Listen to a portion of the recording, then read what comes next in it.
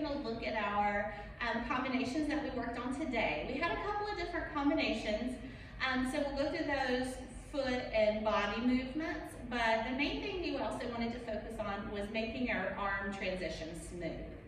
So I'm thinking about where our arms are and how we want to get them to that next position without just being like very sharp and changing very quickly. So our first combination, just the foot pattern first, started off with a cross step to the right diagonal. So we were stepping on the right, pointing the left foot out and bumping that left hip, step across to the left, point and bump on the right, right, left, left, right. So without the arms, that's what that looked like. Then when we got to this diagonal, we were doing a not counterclockwise, it was clockwise hip circle. So going around our body like this and also turning ourselves clockwise with it. So that looked like 1, 2, 3, 4, 5, 6, 7, 8 to get ourselves back to this diagonal that we'd gotten ourselves onto with the cross step. Then our next thing was our hip drops, and we were also doing an 8 count of that, but our 7 and 8 was to switch sides. So we could either, if you wanted to keep it basic, 1, 2, 3, 4, 5, 6, 7, 8, or if you want to kick it up a notch, release every other time, 1, 2, 3, 4, 5, 6, 7, 8, and ready to do it on this side as well. 1, 2, 3, 4, 5, 6, 7, 8. Now, to add that layer of arms, what we were doing with the cross step is whichever leg is out, the opposite arm is wrapping across your torso and pointing to it, and the same side arm is wrapping across your upper body, and your finger is just lightly touching your cheek on the other side.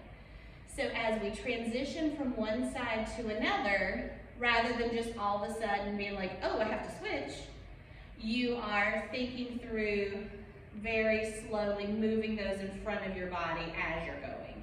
So you're not moving them across the outside, you're not doing it very sharply, just as a very natural movement as we're going through. You're letting those arms cross in front and do what they need to do.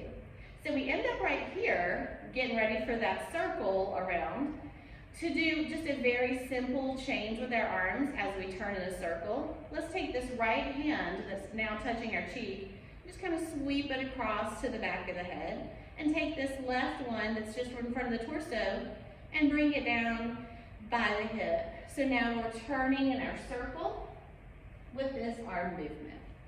Now, with our hip drops, all we need to do is just kind of extend our arms out to make it look a little different. We could do our hip drops in this position with our arms and it would be just fine. But just to have something kind of switch around a little bit and be graceful, we're extending our arms out as we do those drops.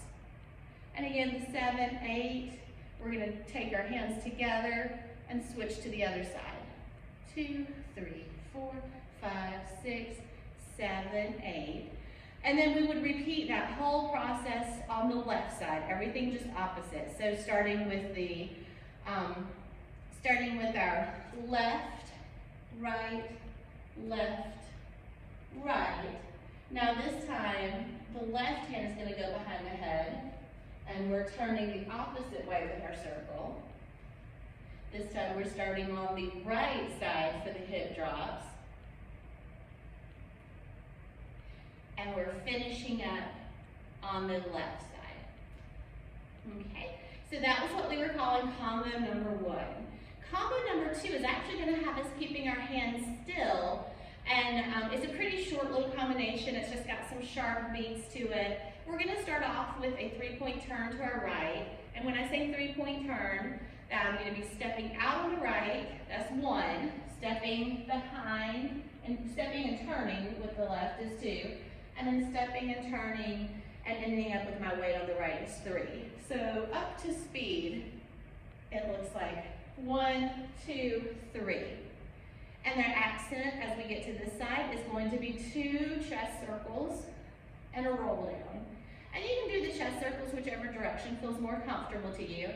I feel more comfortable going counterclockwise, so I actually start out to my right, lift up, slide out to the left, and go down. So for that count, I'm going like this.